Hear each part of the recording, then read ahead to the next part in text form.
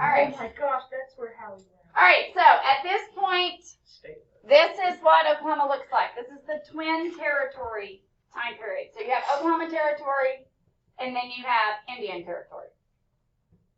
Okay? So the big question and the big debate becomes, do we have one state or two separate states?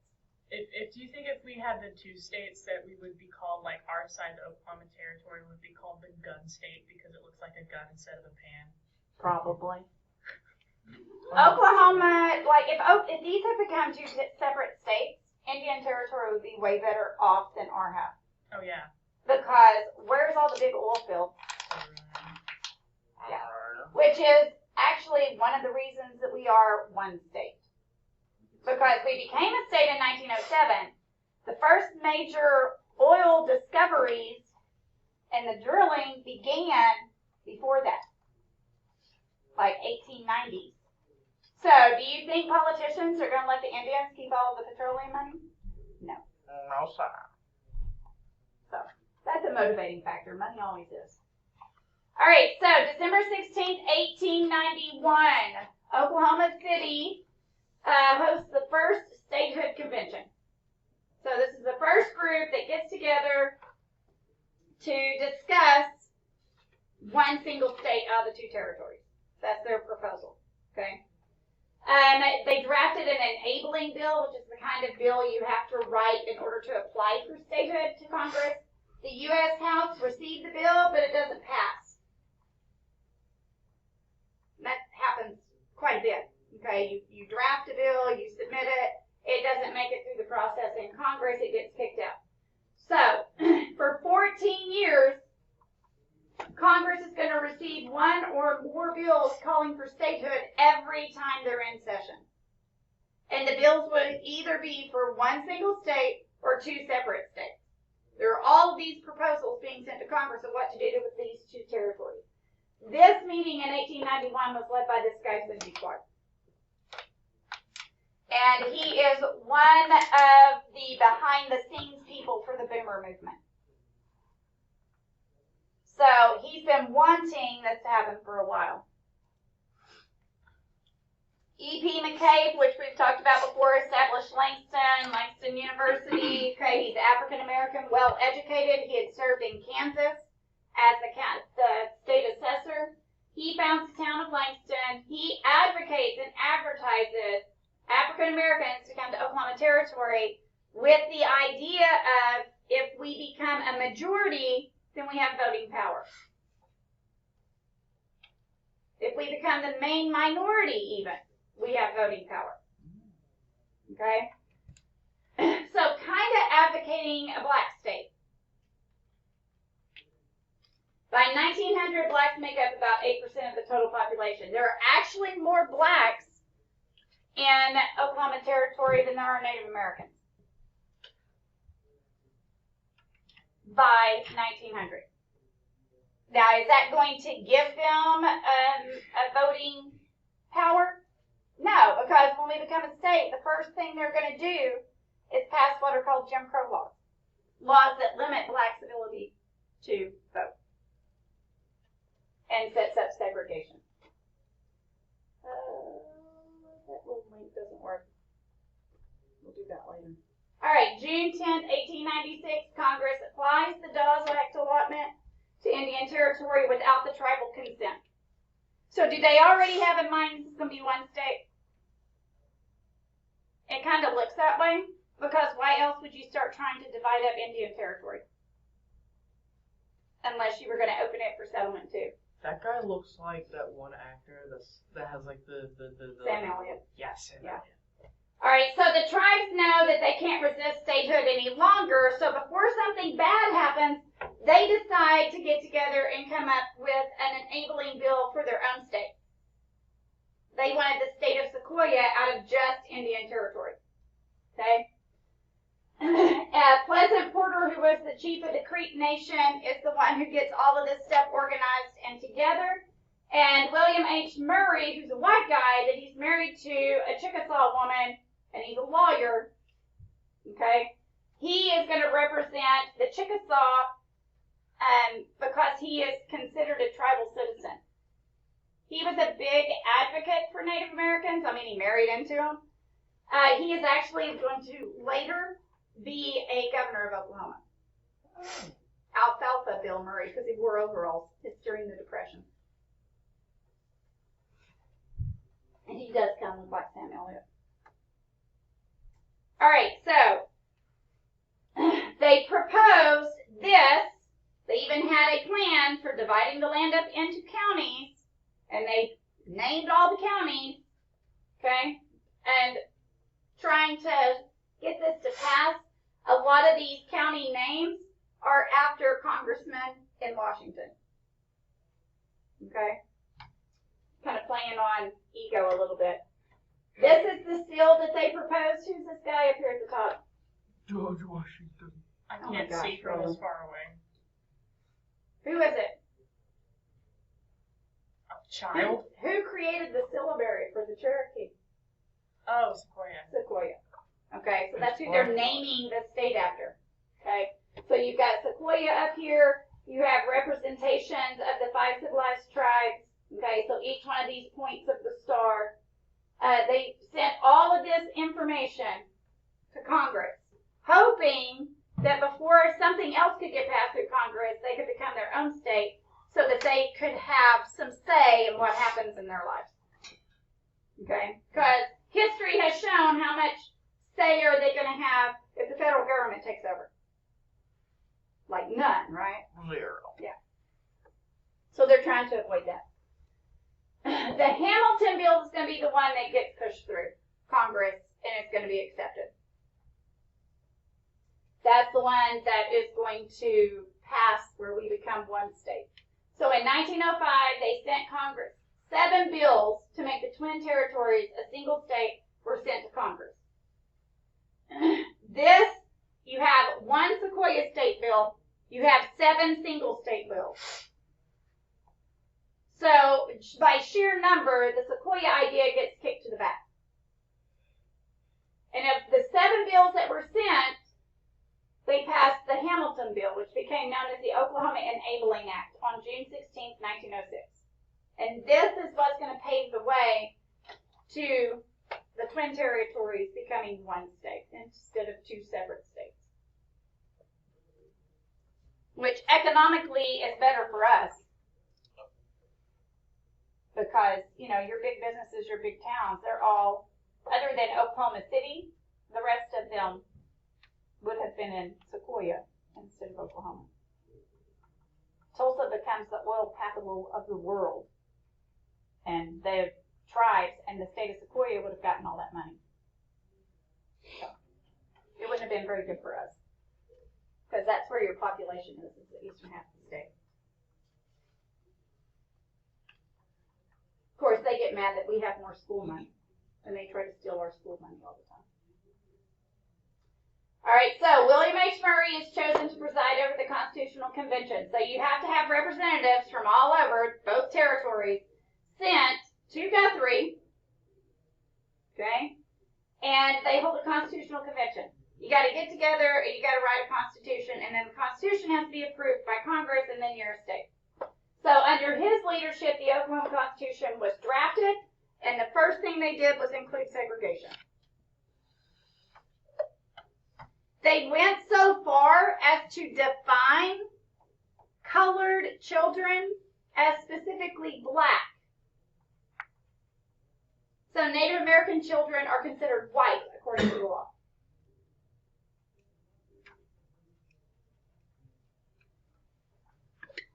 So, where does the majority of the racism lie? Black. Yeah, against blacks. Now, do you think that they just openly accepted Native Americans too? No. It's like, I hate you, but I hate you more. Exactly. I mean, you still have racism against Native Americans. Look what happened to that Clinton boy. We talked about the assimilation talk we had yesterday at One Act, where it's literally still happening in the schools. It's still happening. Now it's against immigrants, and it's against the same ethnic groups that have been habitually discriminated against.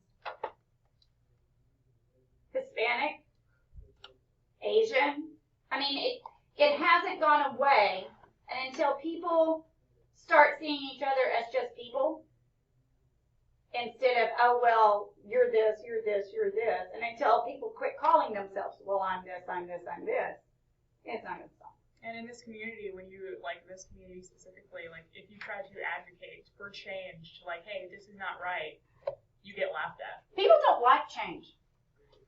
That's like We're a basic human conservative nature. town. People don't like change. They don't like change. You don't like changes to your schedule. You don't like, I mean, people don't like to have their life disrupted. Status quo is comfortable because they know what to expect. Change is scary because you don't know what's going to happen. That's why people resist change so hard. It's part of human nature. All right, so the first thing they do is pass what are laws that are called Jim Crow laws. So these are laws that discriminate against blacks. Plessy versus Ferguson in 1896, so a few years before we became a state, said that it's legal to have separate facilities as long as they are equal facilities. This applies to every aspect of life, okay? So that separate schools, separate hospitals, separate entrances, separate water fountains, separate buildings, separate seats in the bus, separate seats on the train. So it makes it legal to do that. So immediately, that's what happens. So Roosevelt wants Jim Crow left out of the Oklahoma Constitution. He wants it out. So they take it out of the Constitution that they send to Congress for approval. Because Roosevelt is a more open-minded type guy. Okay, he is not a racist by any means. Roosevelt was actually a pretty cool guy, Teddy Roosevelt. That's what I'm talking about. And so they take the segregation out to get it approved, and then the first thing they do in the first legislature is pass it again. So the grandfather clause, which is going to be, it's declared unconstitutional because it violates the 15th Amendment, but the grandfather clause was written in to the Constitution, and basically a lot of southern states did this. So basically what the grandfather clause says is if your grandfather could vote, you can vote. Well, who does that eliminate? You know, everyone that had like Everybody whose parent was a slave. Everybody whose grandparent was a slave. So it's an effective way around the back to keep blacks from having the right to vote, even though they've been granted the right to vote, because you can't discriminate because of color, gender, religion, okay? But they're using things like Plessy versus Ferguson ruling and the grandfather clause to kind of under the table limit people's rights.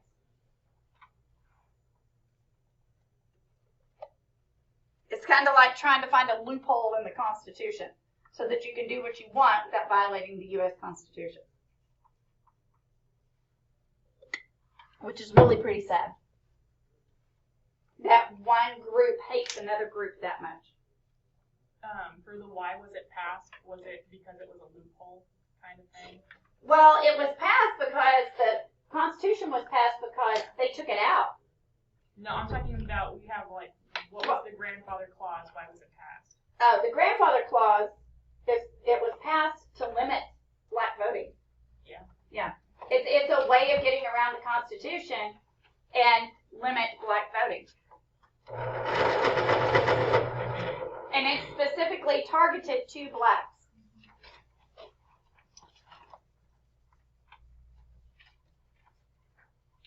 Which is really pretty sad. Women don't have the right to vote yet either, by the way. That wasn't until the 40s or the No, 20s. 20s? Yeah. I think Not it was till the right on 20s. 1920, right? Mm-hmm.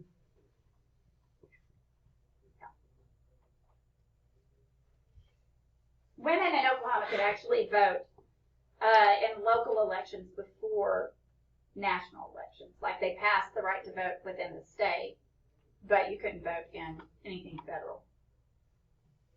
Wyoming is the first state to allow women to vote. They needed the votes then, population-wise. Oh, yeah. I mean, there are many people in Wyoming. All right, so the Oklahoma Constitution is considered a progressive document. You guys haven't had U.S. history, modern U.S. history yet. So what the progressive movement is this movement as a result of the Industrial Revolution. Okay, so the Industrial Revolution brings about, like it starts about 1790. So about 1800 in the United States, because it starts in England and then it spreads. So that's when everything starts to be made in factories by machines instead of being made by hand in little mom and pop shops. Okay, so people left rural areas and moved to cities to work in the factories. So you had an increase in cities. You had mass immigration, especially out of Ireland because of the potato famine, and other places in Europe to the United States for freedom and for jobs. Okay, so you have all of these immigrants coming in. There's no government regulation of industry. There's no inspectors that come and check on safety of the workers, working conditions, products, product quality, none of that. Okay, there's no government regulation. You can do what you want. Which means if you get sick and don't show up for work, then you just lost your job. You don't have any rights as a worker. Okay? Children as young as 6, kindergartners, worked around machines that can cut your fingers off. There's no safety regulations. Okay? You got injured at work, there's no workman's comp. It doesn't exist. If you can't work, you don't have a job. Okay, so there's no kind of labor laws. And you think about what it would be like to work in a factory where there are no regulations. It's not a safe environment. Okay, people died all the time at work. Products were not necessarily what they were advertised to be, like we talked about the jungle and the packing industry. Nasty stuff. Okay. So the progressive movement is this movement that develops out of the nastiness and the problems that the Industrial Revolution brings about as a way to fix these problems in society. Child labor laws, health inspectors, okay, all of that is part of the progressive movement. We're going to be progressive and make a better society, okay? And they see the government as the tool that can be used to do that. So you start having legislation passed to improve people's experience in society. So Oklahoma's Constitution is written during this time. So it's considered a progressive document. So our Constitution had child labor laws. I think it was you couldn't work until you were 16. And that eliminated these 6-year-olds working around machinery that can, kill you, kind of thing. Requirements for schooling, mandatory, compulsory, go to school. Instead of these little kids working in a factory, go learn to read and write. Okay? Women can vote in school elections. That was unheard of in the United States to allow women to vote. Okay, in 1907. Initiative was included, which means that 8% of Oklahoma voters can use petitions to initiate a law. So that means that if there were enough signatures on a petition, then you can write legislation as a citizen. Most states can't do that. A lot of states can't do that. We were one of the first. All right, we'll start there tomorrow.